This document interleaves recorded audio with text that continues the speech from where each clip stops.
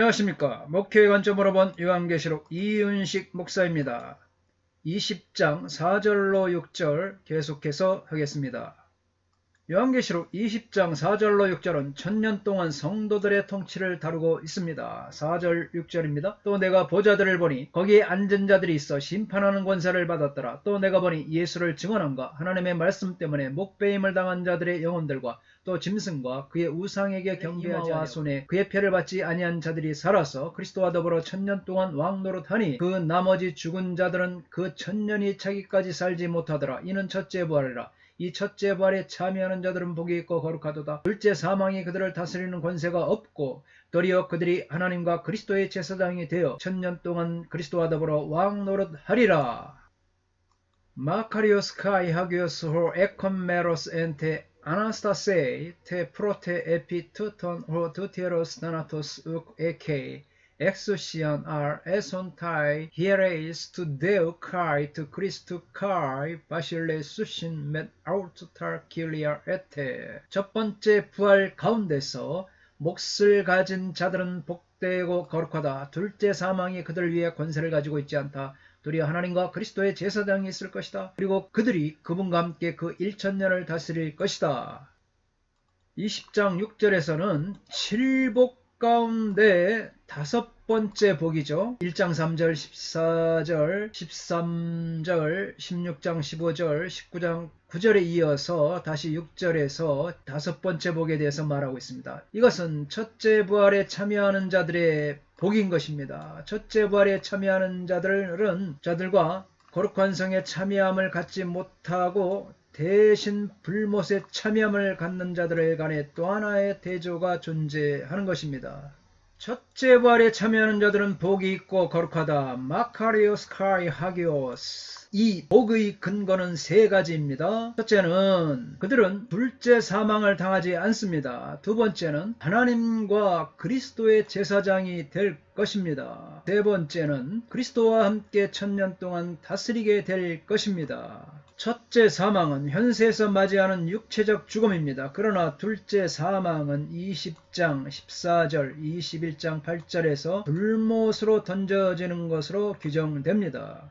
이 사망은 둘째 사망이죠. 마귀, 짐승, 그리고 거짓 선지자 같은 운명에 처해지게 될 것입니다. 영원토록 밤낮으로 고통을 당하게 되는 것을 말하고 있습니다. 첫째 부활은 선별적으로 이루어집니다. 그러나 둘째 부활은 전적으로 우주적이며 첫째 사망은 거의 우주적이지만 몇몇은 재림 때 살아있을 것입니다. 둘째 사망은 선별적입니다. 둘째 부활이 우주죠. 첫째 사망이 우주죠. 이거 첫 번째 사망은 사람들이 다 죽는다는 것이죠. 보편적으로. 그러나 이제 둘째 사망은 선별적이라는 거예요. 믿는 자와 믿지 않는 자로 나눈다는 것이죠.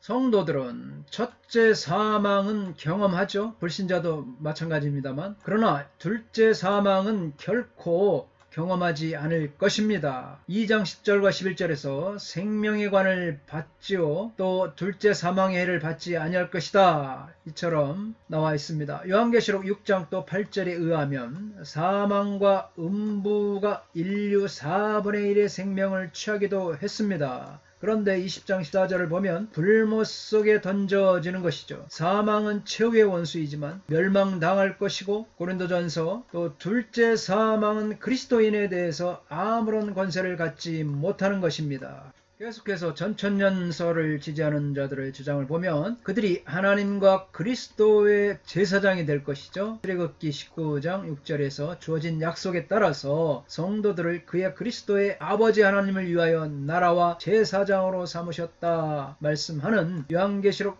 1장 6절과 5장 10절을 계속해서 읽고 있는 것입니다. 따라서 적그리스도에 의한 마지막 환난 속에서도 그리스도에게 남아있는 신실한 자들은 하나님과 그리스도의 제사장으로서 그들을 그리스도와 함께 천년 동안 다스리고 있는 것입니다. 그런데 이제 무천년설을 지지하는 자들의 주장을 보면 둘째 사망은 그 영화 자체가 암시되어다시피 첫째 사망이 존재한다는 것을 전제로 한다. 첫째 부활과 짝을 이루는 첫째 사망은 모든 사람의 일생을 마감하는 것이죠. 즉 첫사람 아담으로 인해 모든 사람이 육체로 죽는 것을 가리킵니다. 이건 뭐 마찬가지죠. 전천년설이나. 사망과 관련하여 그리스도와 함께 다시 살아난 사람들은 비록 그가 첫째 사망과 관련하여 죽지만 둘째 사망이 그들을 다스릴 수 못합니다. 그렇다면 둘째 사망이 다스리는 권세가 없는 사람은 첫째 부활에 참여하는 사람들이고 그들은 하나님과 그리스도의 제사장으로서 천년 동안 그리스도와 함께 왕노릇하게 될 것입니다. 마찬가지죠. 제사장이 된다는 것과 또 왕노릇한다는 것, 출애굽기 19장 5절 6절 제사장적 직무가 하나님의 왕권을 드러내는 것이므로 그것이 왕노릇과 직결이 됩니다. 왕노릇하다 바실레우스신 바실레이오 원형이죠. 통치하다의 의미를 가지며 성도가 통치한다는 것은 곧 하나님의 통치에 참여하는 것이요 그것이 하나님의 왕권을 드러내는 삶을 의미합니다. 왕같은 제사장, 아까 출애굽 계속해서 말하고 있죠. 언급된 바 있죠. 또 요한계시록 5장에서 예수님의 구속사건은 사탄의 결박을 초래했을 뿐만 아니라 성도들로 하여금 왕노릇하게 하는 것을 가능하게 했습니다. 천년의 사건은 예수님의 십자가 사건에서 출발하여 예수님의 재림의 기간이다. 후림부터 재림이다. 이게 무천년이죠. 무천년기설은 요한계시록 20장 4절로 5절에 언급된 두 부활을 첫째 부활은 영적 부활로 둘째 부활은 육체적 부활로 해석하여 양자를 동일한 종류가 아닌 다른 종류의 부활로 이해를 하고 있습니다. 누가 그렇습니까? 무천년기설을 지지하는 자들이죠. 첫째 부활은 영적 부활, 둘째 부활은 육체적 부활, 그래서 다른 종류라고 주장하죠. 첫째 부활은 죽은 영혼이 영적 생명으로 일어나는 것이다. 성도들의 승리를 상징한다. 즉 죽은 성도들이 하늘에서 그리스도와 함께 생명을 누리는 것이다. 그렇게 그들은 주장합니다. 한편 둘째 부활은 뭐냐? 둘째 부활은 죽음으로부터 살아나는 것, 육체적 부활이다. 이렇게 영적 부활과 육체적 부활로 부활을 두 개를 나눠서 설명하고 있습니다. 따라서 무천년설은 성도들의 부활은 천년왕국 전에 있고 천년왕국 전에 있고 악인의 부활은 천년왕국 후에 있다는 해석을 거부합니다. 전천년기설자들의 주장을 반대하는 것이죠. 무천년기설을 지지하는 사람들은 이렇게 말합니다. 전천년주의자들이 5절과 6절은 첫째 부활을 말하고 있기 때문에 둘째 부활이 장차 있을 것이다. 그렇게 주장하는데 그러나 계시록의 저자가 여기서 몸의 부활을 말하고 있는지는 확실하지 않다. 때문에 4절과 6절의 광경은 땅이 아니라 하늘의 장면이다. 이렇게 무천년이 그들은 주장합니다. 계속해서 무천년기설자들은 따라서 여기에 사용된 용어들도 몸의 부활을 암시하지 않는다. 요한계시록의 저자는 지금 여기서 인격이나 몸을 말하는 것이 아니다. 살아서 왕노릇하는 영혼들에 대해서 말하고 있다. 그리스도와 함께 살아서 왕노릇하는 이것을 첫째 부활이라고 하지 않느냐? 이는 첫째 부활이라. 이 말은 성도들이 죽을 때 그리스도와 함께 영광스러운 삶의 상태로 들어가게 되는 것을 의미한다. 상징적인 언어로 가득 찬 계시록 같은 책에서 이중 부활의 개념을 확증하는 것은 참으로 어려운 일이다. 이렇게 전천년설을 반박합니다. 주장을 반박하는 것이죠. 무천년기 계속 보겠습니다. 다니엘 12장 2절 요한복음 5장 28절 29절 사도행전 24장 15절과 같이 의인과 악인의 부활을 동시에 언급하는 곳에서는 성경 어디에서도 이 둘이 천년의 간격을 두고 분리되었다는 암시조차 찾아볼 수 없다. 오히려 성경은 마지막 날 부활이 있을 것이며 그 뒤에는 즉시 최후의 심판이 있을 것이라고 가르치고 있지 않느냐. 이렇게 무천년기설자들은 주장합니다. 요한계시록 20장 4절 6절에서는 지상이나 팔레스타인, 유대인 아무런 언급이 없다. 그들에 대해서 20장 4절의 천년 동안의 통치는 죽은 영혼들, 성도들의 영혼이 하늘에서다. 땅에가 아니다. 하늘에서 그리스도와 더불어 다스리는 통치이다. 이 통치는 장차 이루어질 통치가 아니다. 천년왕국 땅에서 이루어질 것이 아니다. 그것은 지금 초림부터 재림 때까지 계속되고 있다는 것이죠. 그리스도께서 재림하실 때까지 시행될 통치이다 해서 전천년설을 반박을 하고 있는 것입니다. 여기에서 이제 무천년을 비판할 수가 있는 거죠. 요한계시록 20장 4절의 두 부활을 다른 종류의 부활로, 육체적 부활, 영적 부활, 다른 종류의 부활로 해석을 했죠. 사탄의 결박을 그리스도의 초림 때로 보는 것, 예수님 초림 때 결박당해서 사탄이 활동하지 못한다, 이런 약점이 있죠. 천년 왕국을 죽은 신자의 영이 하늘에서 왕노릇하는 것이다, 이렇게 무천년이 주장하는 것이죠. 근데 성경이 바로 요한계시록 20장의 1절로 15절까지 이 나와 있는 사실에 대해서, 말씀하고 있는 것들에 대해서 해석하는 것에 대해서 부적절하다, 이렇게 비판을 받고 있습니다. 전천년주의자의 입장에서 보면 성경에 나와 있는 사실을 부인하니까 그게 답답한 것이죠. 그래서 이 전천년을 지지하는 자들을 보면 그리스도의 재림 때에 의로운 죽은 성도들과 살아있는 성도들은 그리스도를 영접하기 위하여 들어 휴거됐죠. 들어 올려졌다가 그리스도와 함께 다시 지상으로 돌아올 것이다. 20장 4절 6절은 이 사건을 잘 묘사하고 있지 않느냐. 그런데 무천년주의자들은 이런 것을 영적인 그리스도의 초림 때 시작해서 영적으로 다스리고 있다. 죽은 성도들이 그리스도와 함께 지금 하늘에서 다스리고 있지 않느냐 주장하는 것이죠. 전천년은 이와 같이 이제 지상에서 다시 돌아와서 그리스도와 함께 천년왕국이 있을 것이다. 이게 두 차이가 있는 것입니다. 천년주의자들은 1천년의 기간과 두 가지의 부활을 동일한 유형의 부활이죠. 육체적 부활로, 무천년주의자들은 육체적 부활과 영적 부활로 두 가지로 이렇게 나눴지만 동일한 유형이다. 전천년 육체적 부활이다. 그것은 천년기간에 일어날 두 다른 집단의 부활, 즉 성도와 악인의 부활을 의미한다.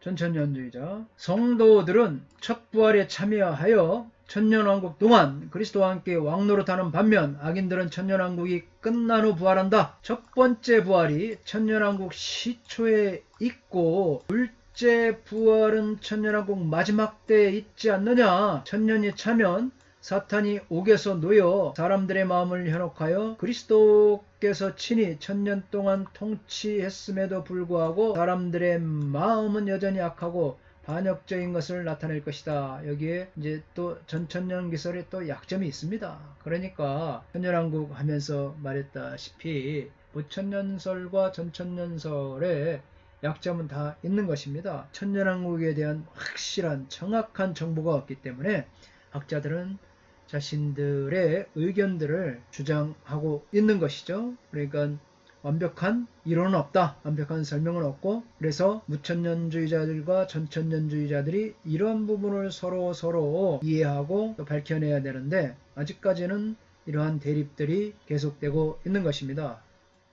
처럼 전천년주의자들은 이 인용절에 대한 문자적이고 일관된 해석을 주장하고 있습니다. 헨리 알포드는 1세기 전에 만약 하나의 부활이 영적인 소생이고 다른 부활이 육체의 소생이라면 무천년자들이 주장하는 것처럼 그렇다면 언어에서의 모든 의미가 끝장나게 될 것이다. 성경은 어떤 것에 대한 하나의 명확한 증거로서 지어지게 될 것이다.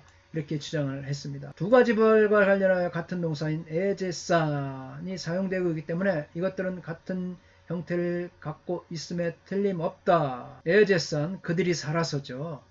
에제산, 이것은 같은 형태를 갖고 있다.